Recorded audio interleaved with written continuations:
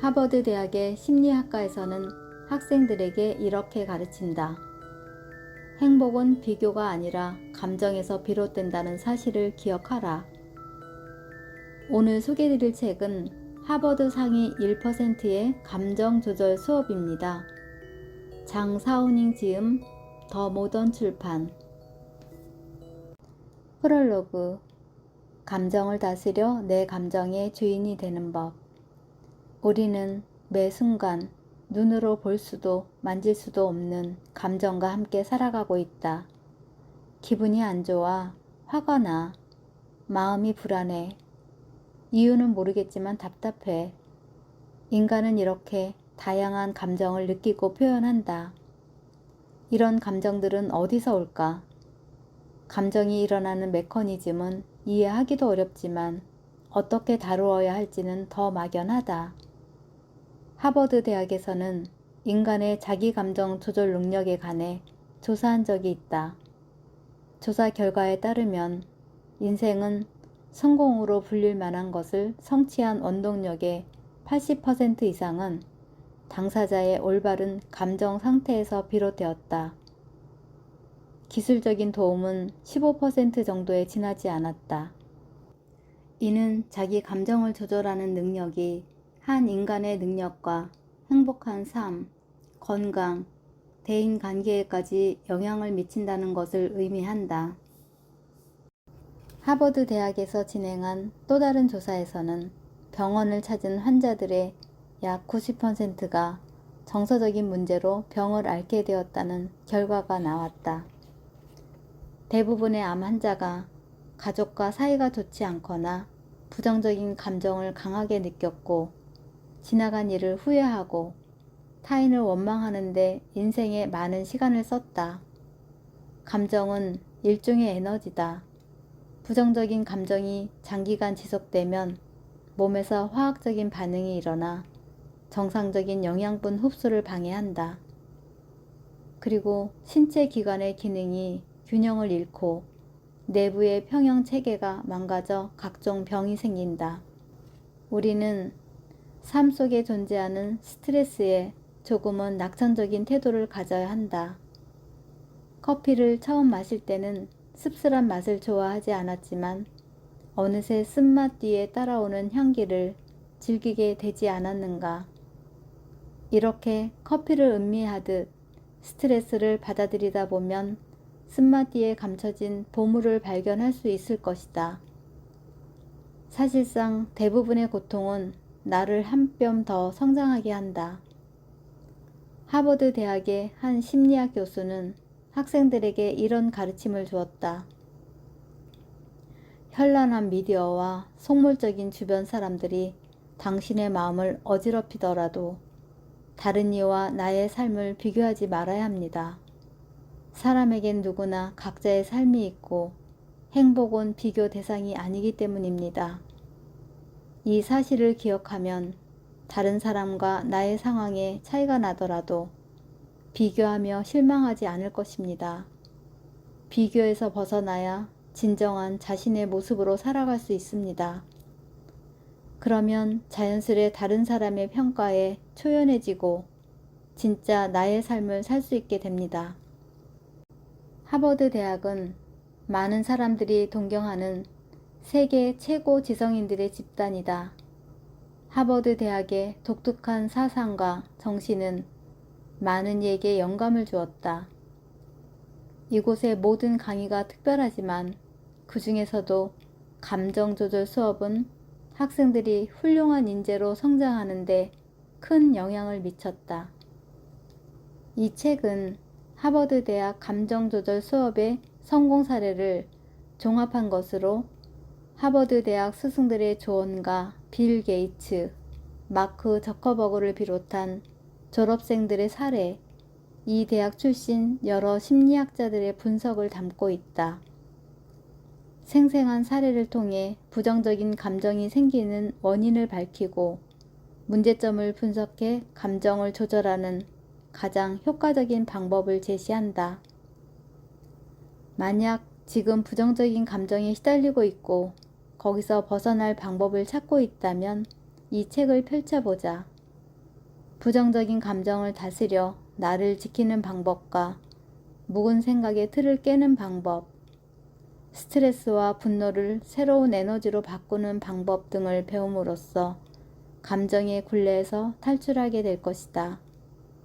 또한 책을 덮을 때쯤엔 마음이 아주 홀가분해지고 앞으로 내 감정의 주인이 되어 자유롭고 행복한 인생을 살아갈 수 있다는 자신감이 생길 것이다.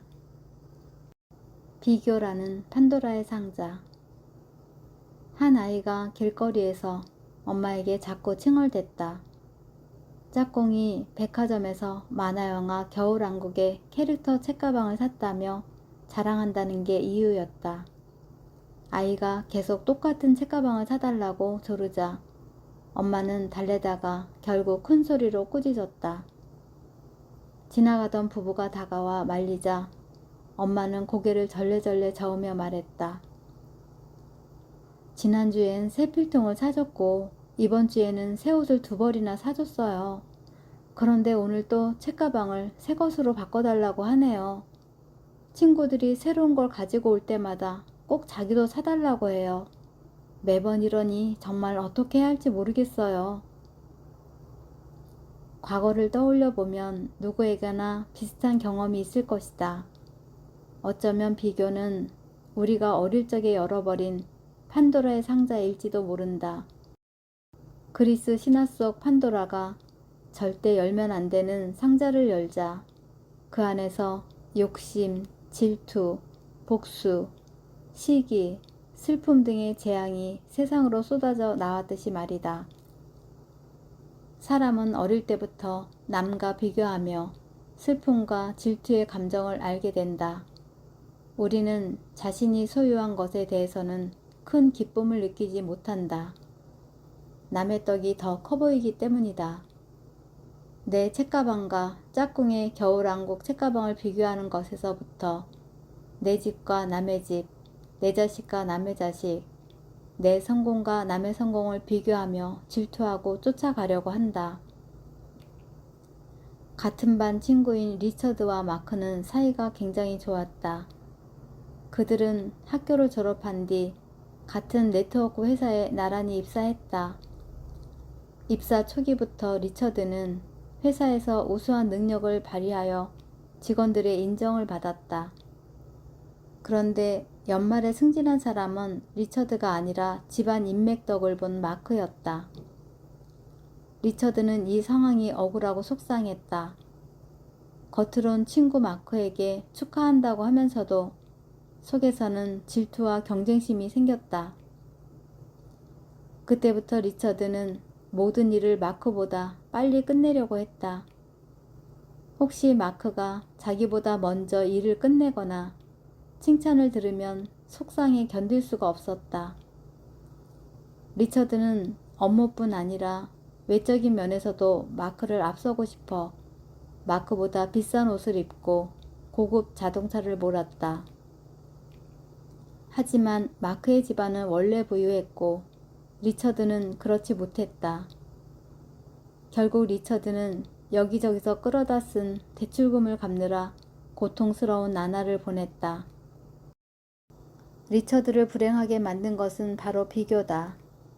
그는 친구 마크를 먼저 승진하게 해준 집안 배경을 자신과 비교하며 괴로워했다.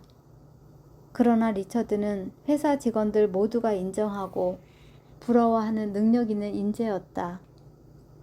지금까지 해온 대로 일한다면 굳이 마크를 질투하지 않아도 곧 자신의 힘으로 승진하게 될 터였다. 그런데 그는 그릇된 경쟁의 길을 선택해 스스로 고통의 늪으로 들어가고 말았다. 참 우스운 일 아닌가. 비교 때문에 자신이 가진 빛나는 보석을 보지 못하고 타인을 쫓아가다가 몸살을 앓게 되었으니 말이다. 하버드 대학의 한 교수가 학생들에게 이상적인 삶이 무엇인지 물었다. 대답은 다양했다. 돈 많은 삶이라고 대답한 학생도 있고 안정된 직업을 원하는 학생도 있었고 사랑하는 사람들에 둘러싸여 사는 것이라고 대답한 학생도 있었다. 대부분의 학생들이 자신이 희망하는 삶에 관해 말했고 남과 비교해서 어떻게 살고 싶다고 대답한 학생은 없었다. 우리는 자신의 이상을 잊고 남의 인생만 쳐다보느라 스스로 부담과 번뇌를 자초할 때가 많다. 남과 자신을 비교하는데 몰두하면 자신의 색깔이 점점 옅어진다. 그런데도 많은 사람이 무의식적으로 남과 자신을 비교한다. 비교는 고통의 근원이다. 남의 인생을 지켜보던 시선을 거두고 자신의 행복을 들여다보아야 진정한 기쁨을 누릴 수 있다. 판도라의 상자에서 쏟아져 나온 재앙처럼 일단 비교를 시작하면 그 순간부터 고통이 그림자처럼 당신을 따라다닐 것이다. 억울해도 인생은 원래 불공평하다.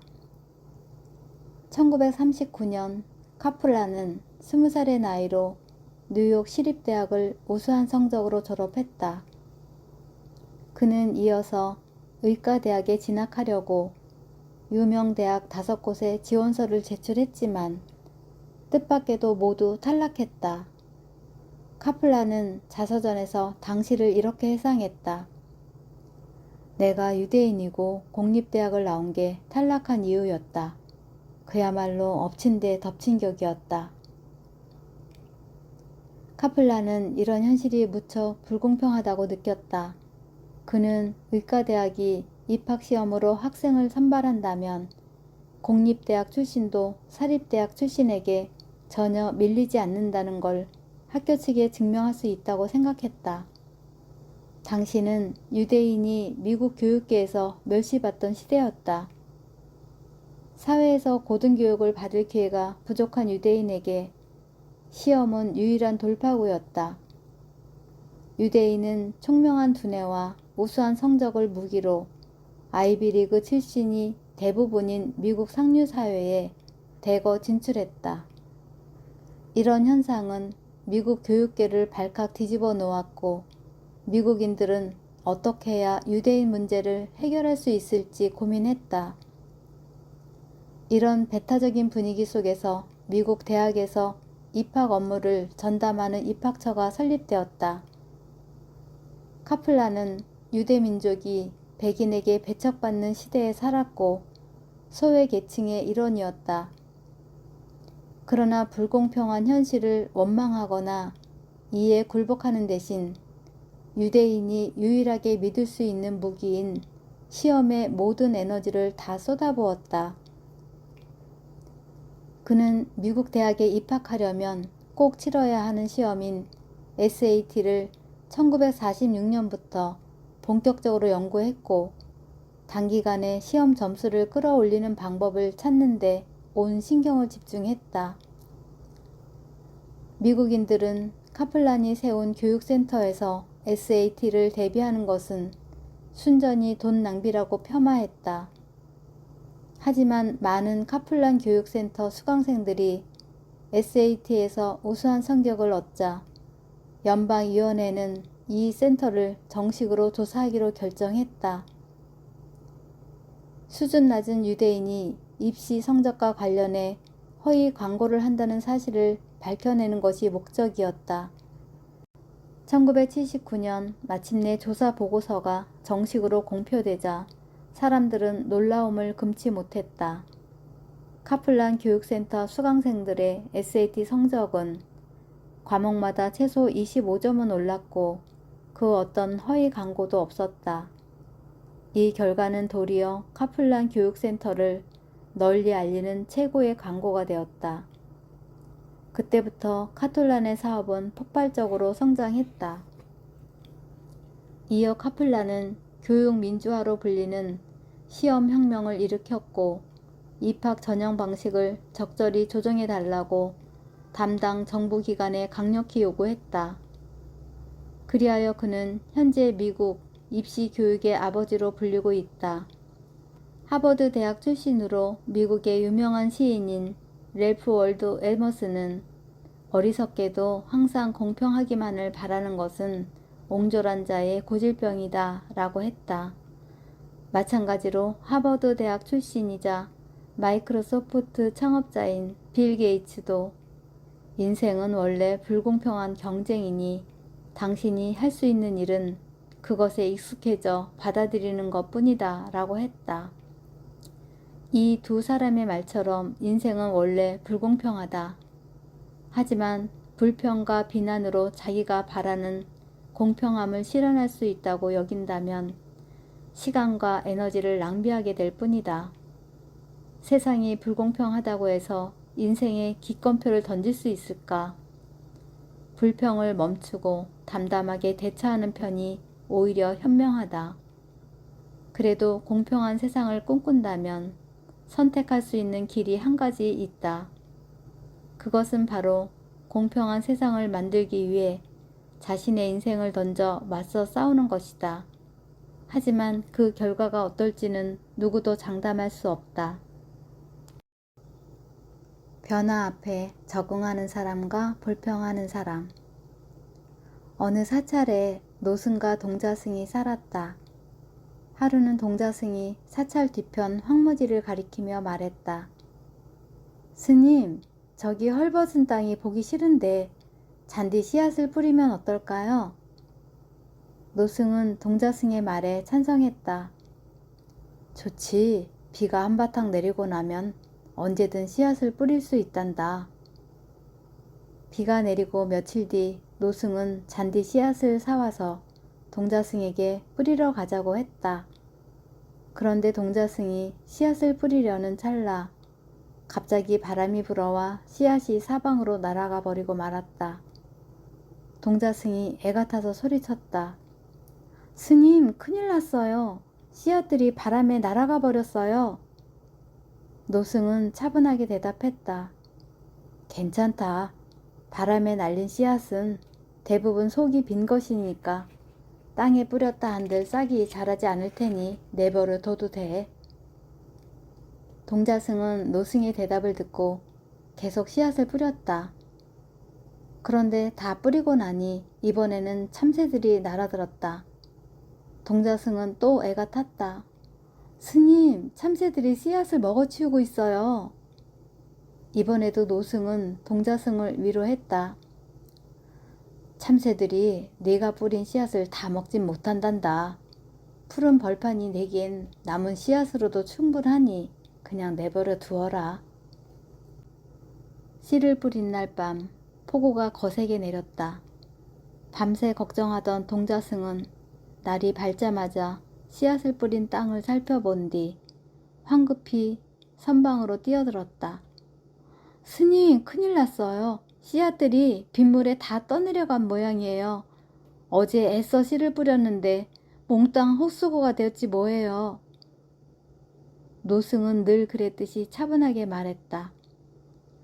그러면 어떠냐. 씨앗이 떠내려간 자리에서 싹을 틔울 테니 그대로 두어도 괜찮다. 일주일이 지나자 헐벗었던 땅이 파릇파릇한 색싹으로 뒤덮였다. 게다가 씨앗을 뿌리지 않은 곳도 푸른빛으로 가득했다. 바람, 새, 빗물에 의해 사방으로 퍼진 씨앗들이 틔운 새싹이었다. 동자승은 푸른 벌판을 보고 신이 나서 덩실덩실 춤을 추었다. 노승은 기뻐하는 동자승을 바라보며 흐뭇한 미소를 지었다. 인간의 성장은 곧 적응하는 과정이다. 우리는 어머니의 몸 밖으로 나온 순간부터 적응의 여정을 시작한다. 부모님과 신뢰를 쌓아가고 학교에 들어가 공부하고 친구들과 교류하고 자라서는 직장에 들어가고 결혼도 한다. 적응력은 한 인간이 새로운 환경에서 성장하는데 매우 중요한 역할을 한다. 일화 속 노승은 적응력 강한 사람의 본보기라 할 수 있다.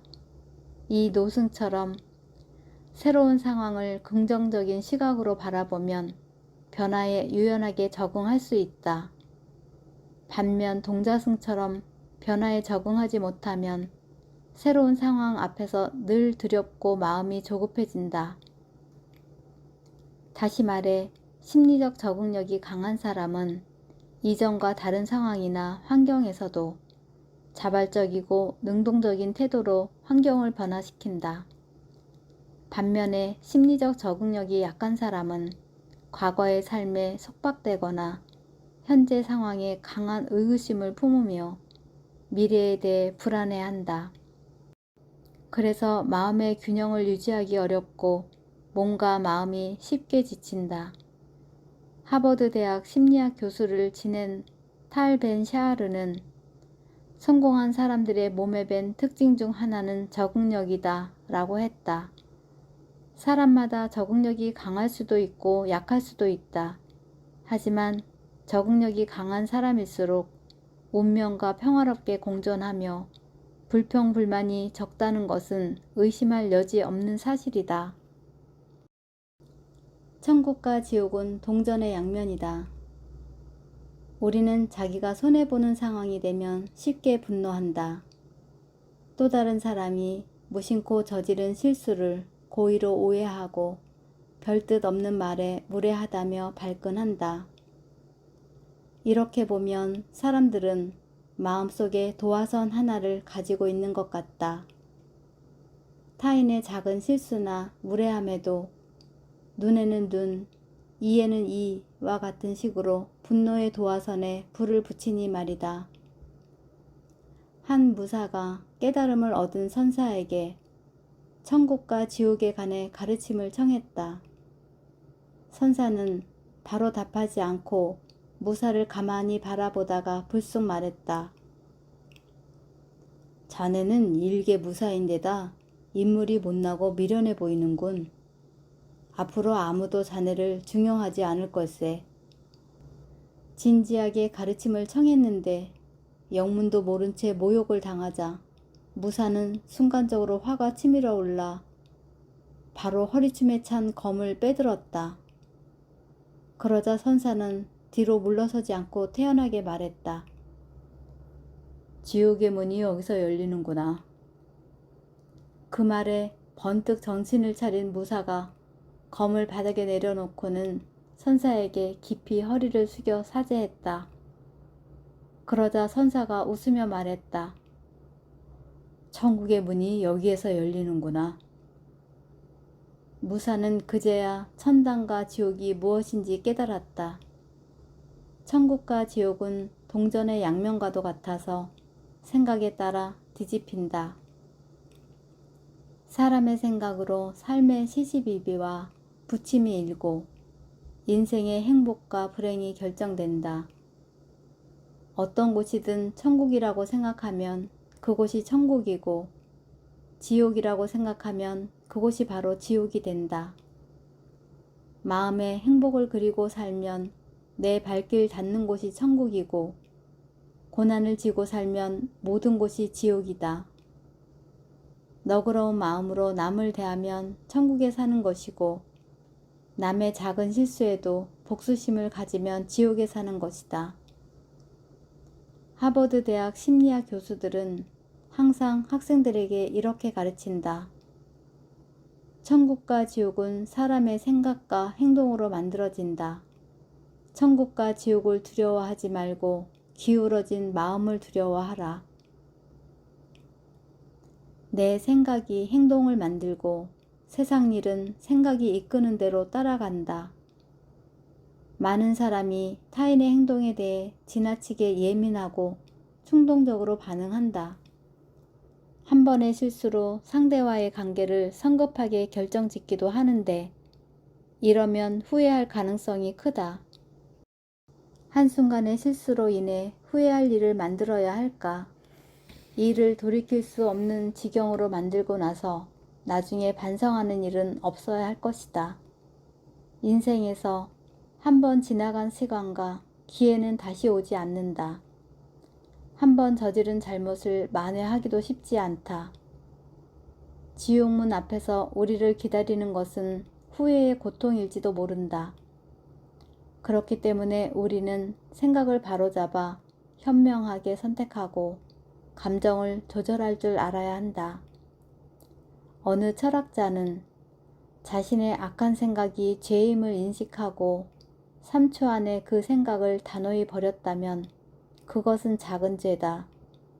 만약 악한 생각을 3초 이상 한다면 그것은 큰 죄다. 라고 말했다.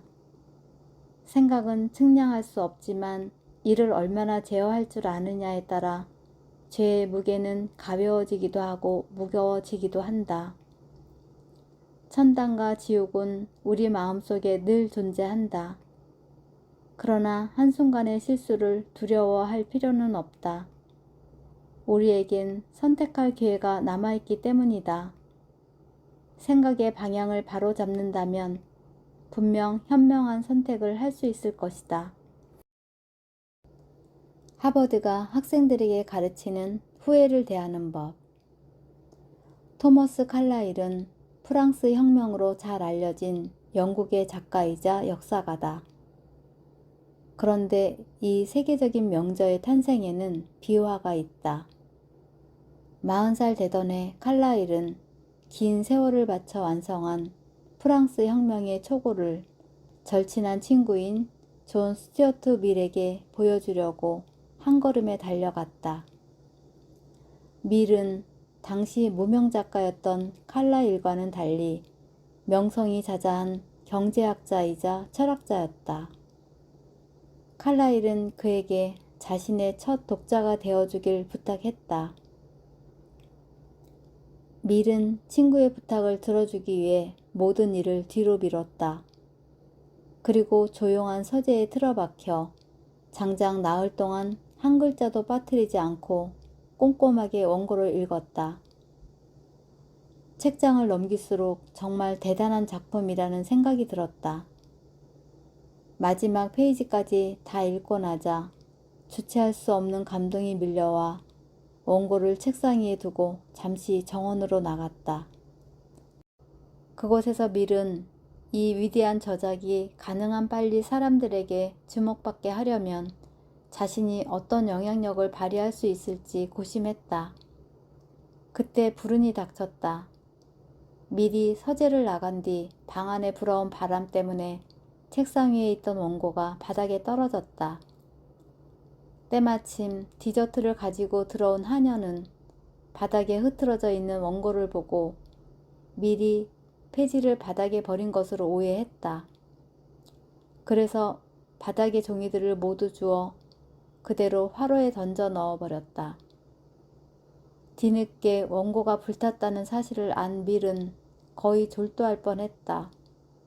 그는 엄청난 고통과 죄책감을 안고 칼라일의 집으로 갔다. 그리고 도저히 입이 떨어지지 않는 불행한 소식을 그에게 알렸다. 칼라일은 너무 놀라 얼어붙고 말았다. 한참 동안 두 사람은 말이 없었다. 훗날 칼라일은 당시를 이렇게 회상했다. 난 그날을 분명히 기억합니다. 그때 밀은 마치 귀신처럼 창백한 낯빛을 하고는 놀라고 미안한 마음에 제대로 서 있지도 못했죠. 그가 느낀 고통은 그처럼 강렬했습니다. 거꾸로 내가 그를 위로해야 할 정도였어요. 충격에서 깨어난 칼라일은 죄책감에 몸둘 바를 모르는 친구에게 입을 열었다. 괜찮네. 너무 고통스러워하지 말게. 처음부터 다시 쓰기로 이미 결심했으니까 말이야. 처음부터 다시 쓴다는 것이 어디 말처럼 쉬운 일일까? 작가로서 이미 완성한 원고를 오롯이 기억에만 의지해 다시 쓰는 건 새로운 책을 쓰는 것보다 훨씬 힘들고 고통스러운 일이다. 그러나 칼라일은 남다른 의지로 극심한 정신적 고통을 견디며 수개월 만에 기어이 원고를 다시 완성했다. 칼라일이 원고를 다시 완성했다는 소식을 전해들은 밀은 칼라일 본인보다 더 기뻐했고 마침내 고통과 죄책감에서 벗어났다. 기쁨에 겨운 밀이 칼라일에게 물었다. 자네가 얼마나 어렵고 힘들게 완성했을지는 충분히 상상이 가네. 그런데 대체 어디서 그런 굉장한 힘이 나왔나? 칼라일이 대답했다. 이복의 친구, 이미 일어난 일은 우리가 손쓸 도리가 없지만 그 일이 삶에 미칠 영향은 우리 힘으로 바꿀 수 있지 않은가. 이미 벌어진 일은 아무리 후회한들 결과에 어떤 영향도 주지 못한다. 그럴 때는 할 수 있는 일을 찾아 알맞은 조치를 취해야 한다. 만약 손쓸 도리가 없는 일이라면 손해를 최대한 줄이기로 마음먹어야 한다. 하버드 대학에서는 최고의 엘리트를 배출하기 위해 학생들이 결정력을 키울 수 있도록 훈련한다. 학생들이 여러 선택지 앞에서 가장 현명한 결정을 내리도록 돕는 것이 이 훈련의 목적이다. 이 훈련 중 하나는 만약 잘못된 선택을 했더라도 그로 인해 입게 될 손해를 절대 따지지 않는 것이다. 그리고 잘못을 통해 배울 점을 정리한 뒤에 실패를 딛고 일어나는 것이다. 이렇게 훈련하는 이유는 단순하다. 후회하느니 잘못을 만회하고 교훈을 얻는 편이 낫기 때문이다. 그러니 후회하는 것은 이제 그만두자. 칼라일이 4년이라는 시간 동안 세상과 단절된 상태로 완성한 프랑스 혁명이 불타버렸다는 청천벽력과 같은 소식에 좌절에 주저앉았다면 그 명전은 후대에 전해지지 못했을 것이다. 이미 지나간 일로 후회하느라 시간을 낭비하지 말고 지금 내가 할 수 있는 일을 하자. 모든 일에 크게 마음 두지 않는 사람이 더 잘 사는 이유. 니콜은 청성적으로 승부욕이 강하고 걱정도 많았다. 대입 시험을 보던 해에는 시험을 망칠까봐 걱정한 나머지 몇 달을 밤을 새워 공부한 탓에 시험이 임박해 쓰러지고 말았다. 결국 그녀는 목표로 했던 대학에 들어가지 못하고 성적에 맞춰 입학했다. 대학을 졸업한 뒤엔 직장에 들어갔다. 니콜은 어떤 일이든 적극적으로 임했지만 마음과 달리 늘 결과가 좋지 않았다. 여러 번 실수하는 바람에 직장을 옮겼으나 새 직장에서는 정리해고 대상자까지 되었다. 세월이 흘러 결혼도 했다. 니콜은 행복한 가정을 꿈꿨지만 실망스럽기만 했다. 남편의 적은 월급으론 먹고 살기도 빠듯했다. 설상가상으로 남편은 그녀에게 점점 소홀해졌다. 부부는 다투며 이혼을 입에 올렸고 이는 당연히 자녀의 학업에도 영향을 미쳐 집안 분위기가 항상 우울했다. 니콜에게는 평범한 행복과 즐거움이 멀리 있는 꿈처럼 보였다. 그녀는 항상 자신의 선택을 후회했고 그로 인해 마음이 망가졌다. 항상 열심히 살았는데 무엇이 문제일까? 인생은 정말 불공평한 것일까? 다른 이의 삶도 들여다보자. 올리비아는 니콜과 정반대 성향을 가졌다. 그녀는 늘 될 대로 되라는 식이었고 모든 일에 크게 마음에 두지 않았다. 대입 시즌에 다른 학생들은 모두 초조해하며 불안에 떨었지만 그녀는 평소처럼 잘 먹고 잠도 푹 잤다. 누군가 불안하지 않느냐고 묻자 올리비아는 이렇게 대답했다. 초조하면 뭐 하겠어요. 어쨌든 내가 할 수 있는 만큼 공부해 시험을 보고 좋든 나쁘든 결과가 나오면 그에 맞게 대처해야죠. 시험 결과 그녀는 평소보다 좋은 성적을 받아 꿈에 그리던 대학에 들어갔다. 직장에 들어가서도 올리비아는 크게 달라지지 않았다. 동료들은 상사에게 잘 보여 승진하기를 바랐지만 올리비아는 잠자코 자기가 맡은 일을 즐겁게 했다. 그로부터 몇 년 뒤 그녀는 뛰어난 실무 능력을 인정받아 중책에 임명되었다. 올리비아의 친구들은 저마다 시집을 잘 가고 싶은 욕심에 상대를 까다롭게 골랐으나 그녀는 그런 것에 신경 쓰지 않았다. 올리비아는 조건을 따지지 않고 자상하고 평범한 남자와 결혼했다. 두 사람은 서로에게 힘이 되어주며 열심히 살았고 다른 친구들보다 빠르게 집을 마련하고 안정적인 경제 여건을 갖췄다. 올리비아는 완벽해지려고 애쓰지 않았기에 오히려 자신에게 다가온 도전들을 즐겼고 별 어려움 없이 성공도 이뤘다. 반면 니콜은 꼭 성공해야 한다는 부담감과 힘겨루기를 했다. 목표를 향해 돌진하는 추진력과 고집이 필요할 때도 있지만 너무 지나치면 자신을 올가매는 굴레가 될 수 있음을 기억해야 한다. 그렇다면 부담감을 어떻게 떨쳐낼 수 있을까?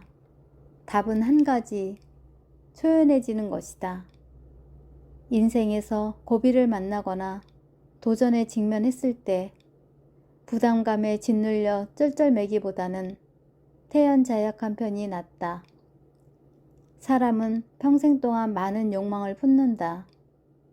그 중에는 내 노력으로 얻을 수 있는 것도 있고 그렇지 못한 것도 있다. 최선을 다하되 결과에 초연하면 마음이 홀가분해지고 매 순간을 충실하게 보낼 수 있다. 그리하여 가슴에 품은 꿈에 한층 더 수월하게 다가갈 수 있으며 혹시 목표를 이루지 못하더라도 행복한 인생을 거머쥘 수 있다. 무엇이 나를 가장 비참하게 하는가? 소피아가 근무하는 회사는 몇 년째 매출이 감소했다. 사장은 어쩔 수 없이 일부 직원들을 해고했는데 소피아도 그 대상 중 한 명이었다. 소피아는 새로운 직장을 찾아 나섰지만 마땅한 일자리를 구하지 못하자 점점 시리에 빠졌다. 상심한 그녀를 보다 못한 딸이 자기가 다니는 회사의 사무원 자리에 지원하면 어떻겠냐고 물었다. 그 말에 소피아는 불같이 화를 냈다. 엄마는 전 회사의 팀장이었어. 그런데 말단 사무원으로 근무하라고? 그날 이후 소피아는 더 의기소침해졌다. 더 이상 예전에 자신감 넘치던 사람이 아니었다. 그녀는 원래 예쁘게 꾸미고 다니길 좋아했는데 이젠 밖에 나갈 일이 있어도 슬리퍼에 잠옷 차림이었다. 또 이웃들과도 교류하지 않고 온종일 집에 틀어박혀 텔레비전만 봤다. 하루는 소피아가 시장 갔다가 빵을 파는 노점상이 생긴 것을 발견했다. 노점 주인은 옷을 깔끔하게 차려입고 다채로운 장신구로 멋을 낸 여성이었다. 주인은 사교적인 성격이어서 소피아에게 친근하게 말을 걸었고 둘은 잠깐 사이에 깊은 이야기까지 나누었다. 소피아와 딸의 얽힌 이야기까지 들은 주인은 눈을 크게 뜨고 말했다. 그게 뭐 어때서요? 저도 전에는 빵 공장의 책임자였는데 공장이 매각되는 바람에 지금은 빵을 팔고 있는 거려? 소피아가 놀라서 물었다. 자신이 비참하게 느껴지지 않아요? 주인은 큰 소리로 웃으며 대답했다. 비참할 게 뭐 있어요. 밥을 굶는 사람도 있는데 내 힘으로 돈을 벌어 먹고 살 수 있으니 얼마나 감사한 일이에요. 소피아는 망치로 머리를 한 대 맞은 것만 같았다. 주인의 말이 옳다는 것을 깨닫자 벼랑간 어디서든 일하고 싶다는 충동이 생겼다. 다음 날 소피아는 가장 멋진 옷을 차려입고 딸의 회사로 가서 사무원 자리에 이력서를 제출했다. 주변을 둘러보면 나보다 못한 사람들이 많다.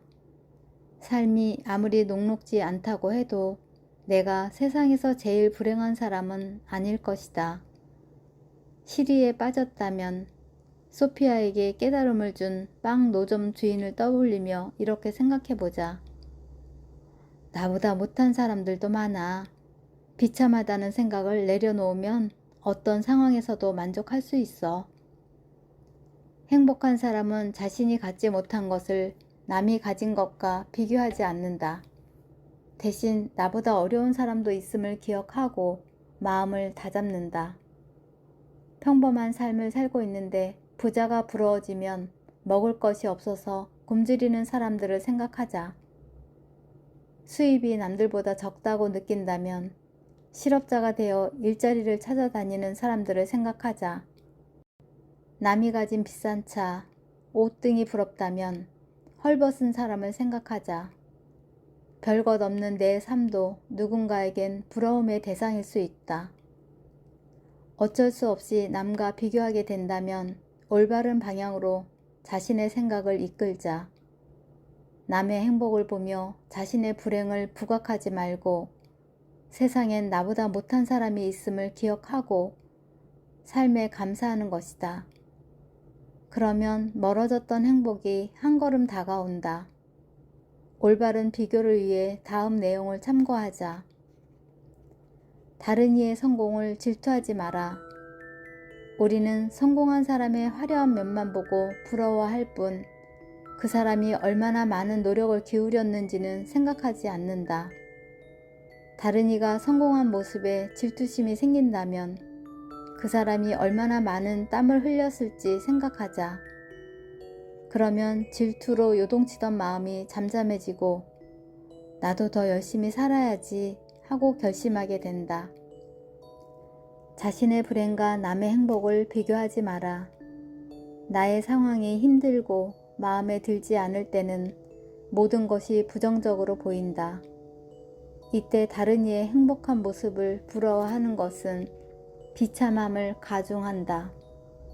나의 불행과 타인의 행복을 비교하는 것은 타인의 인생에서 가장 화려한 때와 나의 가장 비참한 시절을 비교하는 것과 같다. 당신에게도 행복했던 때가 있었고 그날이 머지않아 다시 올 것임을 기억하자.